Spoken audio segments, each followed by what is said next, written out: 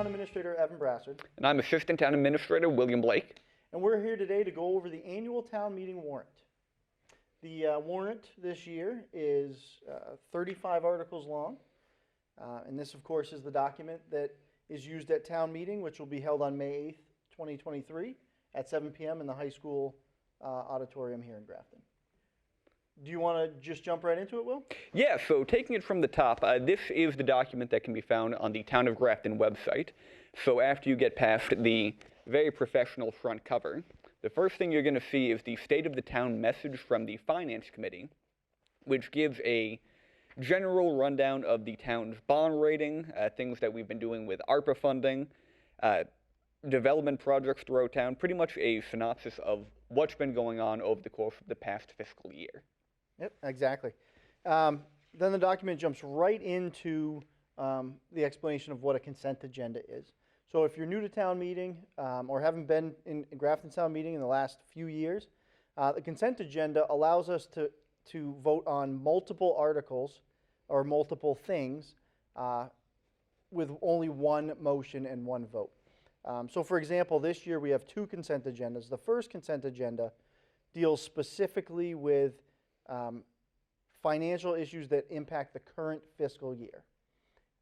Once we get through those three articles, the remaining consent agenda, which goes from Article 4 through Article 12, will then deal with really generic type of day-to-day government activity stuff, things that don't generate a lot of controversy or conversation in general. Mm-hmm.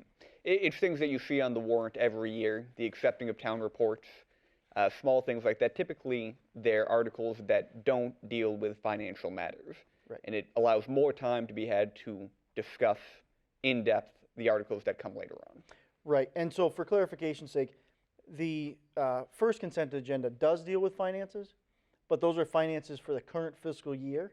They're not an appropriation. They're merely a transfer, so we don't anticipate much conversation around those. Yeah. All right. Then we go into the glossary, which is, I think, a really helpful addition to the warrant. Helps people that don't do this type of thing often understand what's happening. And then we go into the warrant that is for the annual town election and the information that's connected there too. Yep. Then we get into the meat and potatoes. So do you want to start with Article 1? Sure.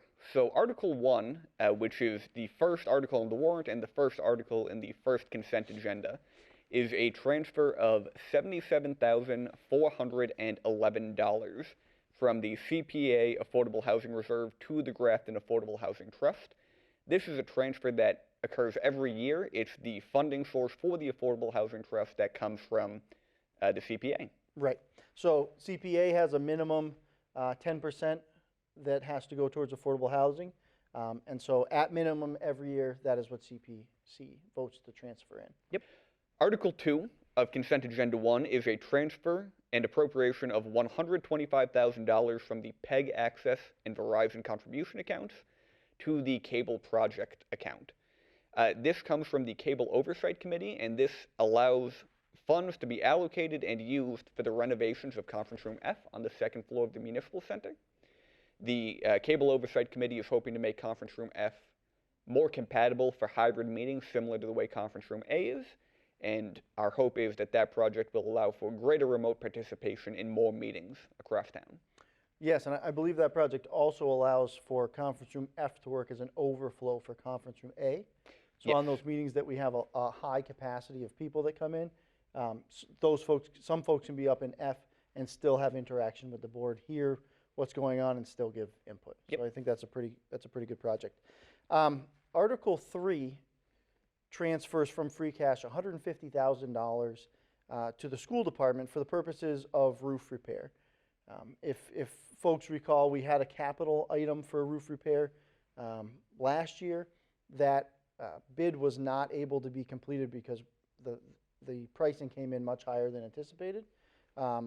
So we are going to move that $150,000 over. We are also in anticipation of a grant from FEMA, which should replenish the free cash account that it's coming out of. So another good project. Excellent. And so those three articles are the entirety of Consent Agenda 1.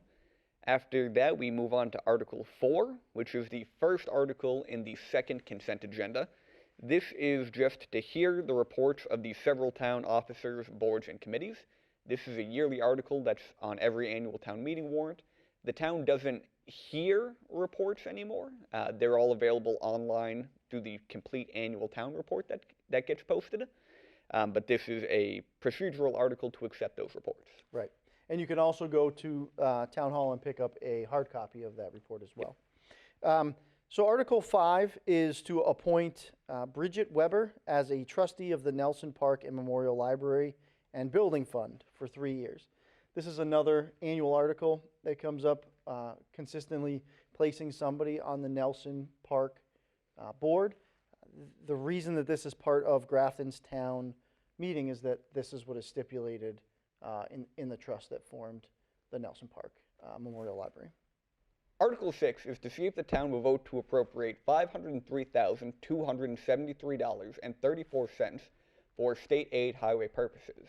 This is an annual article which allows the town to raise and appropriate, borrow, or transfer funds in anticipation of reimbursements from the state for Chapter 90 monies for road repairs and maintenance. Article 7 allows the Select Board to sell surplus property pursuant to Article 4, Section 9 of our general bylaws. Article 8 is an annual authorization for the treasurer-collector to borrow money with the approval of the Select Board. This is an annual article that essentially authorizes the treasurer-collector to undertake the basic operational banking duties of their position. Article 9 is an annual article that is required for us to operate revolving funds. Revolving funds allow the municipality to collect fees for service and then utilize those fees to provide further services. Now, this is allowable under Mass General Law, Chapter 44, Section 53E and a half, and is something that we do each and every spring in accordance with that law. Article 10 is an authorization for the Select Board to request funding for transportation services from the WRTA to provide elderly bus services for the town.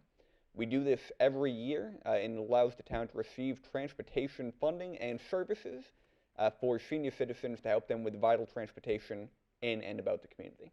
All right, so Will, Article 11 and Article 12 both deal with Chapter 59, which are exemptions for certain citizens under the law. That's right. So we have to do these every other year. It's the town accepting that chapter of MGL. Article 11 is a tax exemption for active members of the Massachusetts National Guard or reservists who are serving on active duty, while Article 12 is exemptions for certain blind persons, veterans, surviving spouses, and seniors. And it allows for up to a 100% exemption. Right. And so this is something, as Will said, that we adopt every other year. That's what the law tells us to do. But it is the maximum exemption we're allowed to do under the law. So this is a very important thing for us to get in front of the voters in a timely manner. Yep. All right, so Article 13 deals with the omnibus budget. And this year we've done much like we did the year before. Nope, I'm going to start that over. All right. So Article 13 deals with... Did you hear somebody knocking? Yeah. Come on, Bob. This is a professional environment. All right. Article 13 deals with the annual budget for the town of Grafton. Much like we did in previous years, we are going to do this as a... Article 13 deals with the annual budget for the town of Grafton. And much like we did last year, we're going to do this as a condensed budget, which should make for easier voting for the resident. Yep, so if you're looking through the warrant, either at home, online, or on town meeting floor, the article references Appendix A, and in Appendix A we have a compressed budget which breaks the omnibus down to essentially the 6 or 7 line items to make it a little bit easier to understand, and then the omnibus is broken out all of the lines for the budget, so salary, transfers, expenses, things of that nature. Well, as you just described, Appendix A gives the breakdown of all the different sections of the budget. Now, the total budget for last year was $70,228,000. This year's budget is $73,143,000. And so we should go through and let folks know what each of these sections represents.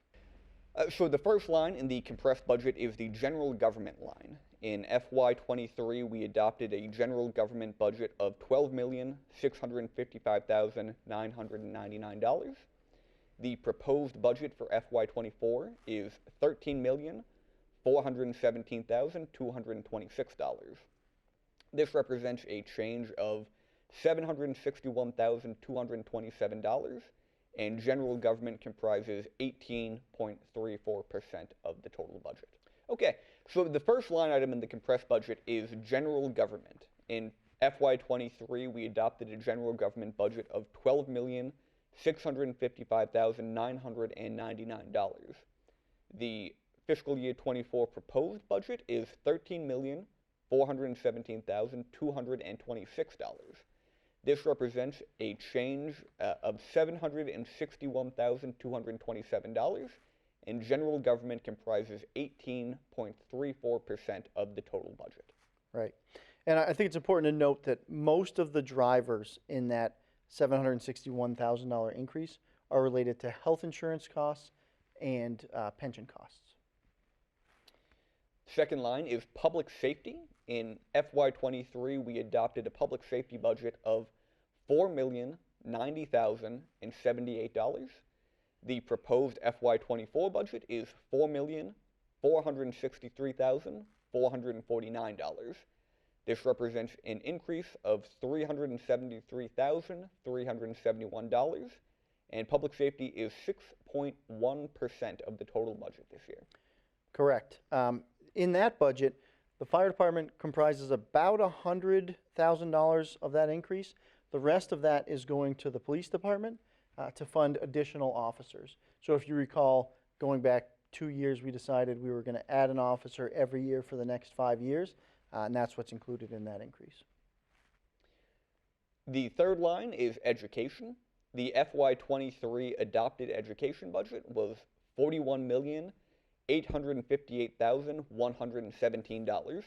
The FY24 proposed education budget is $43,427,796.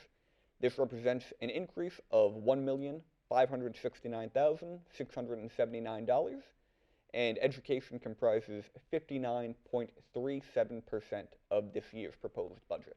Right, and if folks want to know more about the school department budget, they can go to the school department website, and their budget book is live and attainable right there. The next line item is the public works budget. In FY23, we adopted a public works budget of $3,477,214. The FY24 proposed budget is $3,595,856.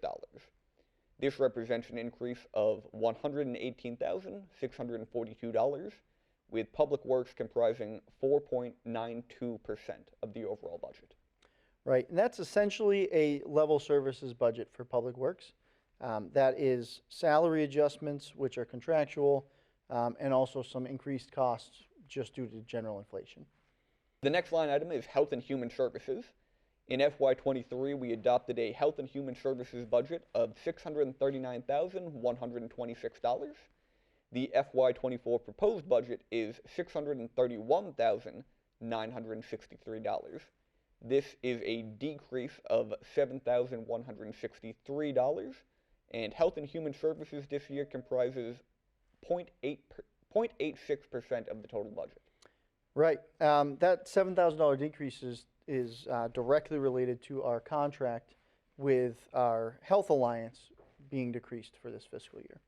The next line item is culture and recreation. In FY23, we adopted a culture and recreation budget of $1,387,798. The FY24 proposed budget is $1,475,005. This represents an $87,207 increase, with culture and rec making up 2.02% of the budget. So culture and recreations increases both salary and the additional position that was added for the library. The next line item is debt services. In FY23, we adopted a debt services budget of $6,069,729.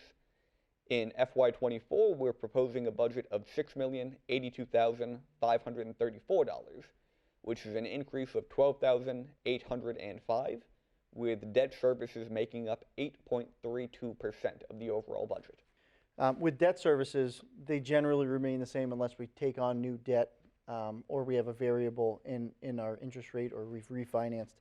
I'd also like to point out that 8.32% is an average amount for a town to carry on its books. It's actually lower than a lot of communities in Massachusetts. And finally, we have interfund transfers. In FY23, this line item was $50,000, and in FY24, the proposed line item is $50,000, representing a change of $0 and interfund transfers taking up 0.07% of the overall budget. So that $50,000 is strictly a transfer into the OPEB account. The town has an OPEB trust account, which stands for Other Post-Employment Benefits, in which we are legally obligated to maintain. So this just helps fund that over time. Excellent. And that brings the total proposed expenditures for FY24 to $73,143,829. Article 14 is the capital budget. This year, the capital projects account is looking for $1,789,418 towards a program of lease payments, capital items, purchases, and improvements. The complete list can be found in Appendix B of the warrant and is also available on ClearGov, which can be found through the Grafton Town website. Funding for these projects are going to come from a variety of sources. The first is a transfer and appropriation of $233,218 of certified free cash, a transfer and appropriation of $60,000 from the sewer enterprise account, and a transfer and appropriation of $1,496,200 from the capital stabilization fund. Article 15 deals with the budget for the sewer department. This year, the sewer department is looking for $3,495,180. Now, this is funded solely through an enterprise fund, which means it's funded only by ratepayers, not tax dollars. And that information can be found in Appendix C of the town warrant. Article 16 is the annual appropriation for the Grafton Community Television budget, which is the outstanding building we're sitting in right now. The budget for FY24 is $565,228. And similar to the sewer budget, this is also an enterprise fund with fees being paid through cable subscriptions as opposed to tax dollars.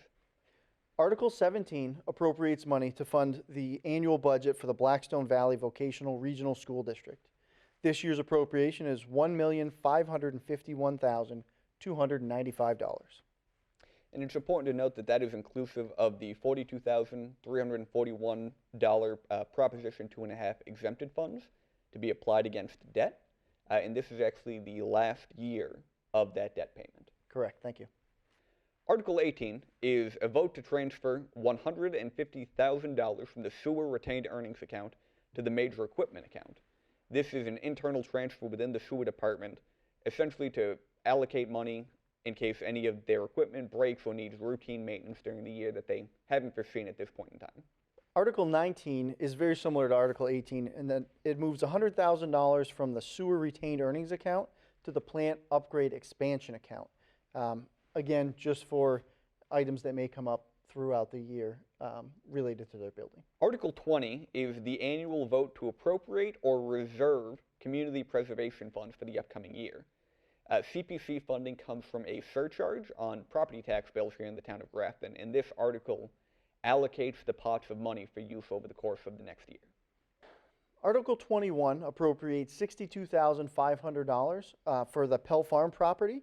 That is the 15th payment out of 20 on that particular purchase. Article 22 is a vote to appropriate $72,100 from the Community Preservation Historic Reserves for the 9th of 20 payments on the Grafton Townhouse Restoration Project. Article 27 appropriates $227,692 from the Community Preservation Budgeted Reserve account, and this is to create a inclusive playground at the Norcross Park. Right, so at the tail end of last year, a tree fell on Norcross Park and pretty much demolished a large section of the play structure. And over the course of the past few months, the Recreation Department has been doing a ton of work putting together a project proposal for this renovation that can be found online on the Recreation Department page. Correct. One of the interesting parts of this proposal is that we are using monies from 3 different sections of town government. So we have insurance proceeds, we have capital money, and we have CPC money, and we're putting all of those together to build this inclusive playground, which I think is pretty neat. I think it's going to be excellent.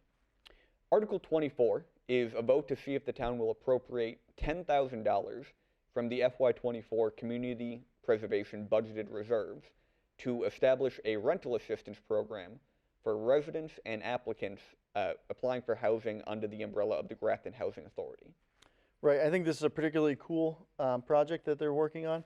This was something that Jim Gallagher had been working on, and then that torch was picked up by Jack Kelly, a GCTV alum, which brought that project to Community Preservation, who quickly backed the proposal. So this is something that I think is really neat to see all those people coming together. Yep, I would agree. Article 29 seeks to amend Section 3 of the Grafton zoning bylaws, which is use and intensity regulations, subsection 3.3.3.1. This essentially deals with what will happen if you have 2 structures on one parcel. So I recommend people go online and give that a read. Yep, and on town meeting floor, we will have the language with the changes highlighted in the PowerPoint for everybody's ease of access. Yeah, good point. That was something that we discussed with FinCom then. Yep. Article 26 is another amendment to the Grafton zoning bylaws, and this is just renumbering Section 12.6.2 as Section 12.6.3. It's just a small clerical change that our town planner noticed in the current bylaws. Very good. The next article, which is Article 27, deals with Section 4.2, off-street parking and loading, as well as subsections 4.2.1, general, and 4.2.2, off-street parking schedule. Now, these are general changes to our parking and use table that is found in the current Grafton zoning bylaws. And again, if anyone wants to take a look at that more in depth, they should go onto the website and give it a read. Yep. Article 29 is another change to the Grafton zoning bylaws. This deals with 3 different changes for agricultural uses, and I recommend that folks that are interested go onto the website and check it out. Article 30 is to see if the town will vote to enter into a tax increment financing or TIF agreement with Feedback Earth. So the TIF committee has been working diligently over the past couple of months negotiating this agreement with the company. A copy of it is on file with the town administrator's office for anybody who is interested in reading the complete document. Article 31 petitions the general court to change the town clerk of Grafton from an elected position to an appointed position. Article 32 is to see if the town will vote to appropriate $7 million to pay costs associated with the George Hill Road resurfacing and drainage improvement project. This $7 million is going to come from 2 sources. The first is going to be a $3.5 million debt exclusion, with the other half coming from the annual road stabilization budget. Article 33 was a citizen's petition to take Joncas Terrace as a public way. In reviewing this particular article, we found that there was no existing layout for the town, so the select board has ordered the DPW director to create a layout. And in the meantime, we've asked the residents to pass over this, so they've actually withdrawn their article. So when we get to Article 33 on town meeting floor, it will be passed over. Article 34 is another citizen's petition. This is a vote to adopt a resolution in support of changing the flag and seal of Massachusetts. The complete language for the resolution is in the warrant, and anybody interested in reading the details can find it on the Grafton Town website. Article 35 is another resident petition. So it seeks to remove Article 35 from the Grafton General Bylaws to dissolve the existing Affordable Housing Trust, which was voted in at town meeting of May 11th, 2009, and transfer all funds and assets to the town of Grafton. All right, and that covers the 35 articles the town is going to be addressing at this year's annual town meeting, which again is May 8th at 7 p.m. at the Grafton High School Auditorium. Evan and I hope to see as many Grafton residents as possible there to address these topics. Yep, hope to see you there. Thank you.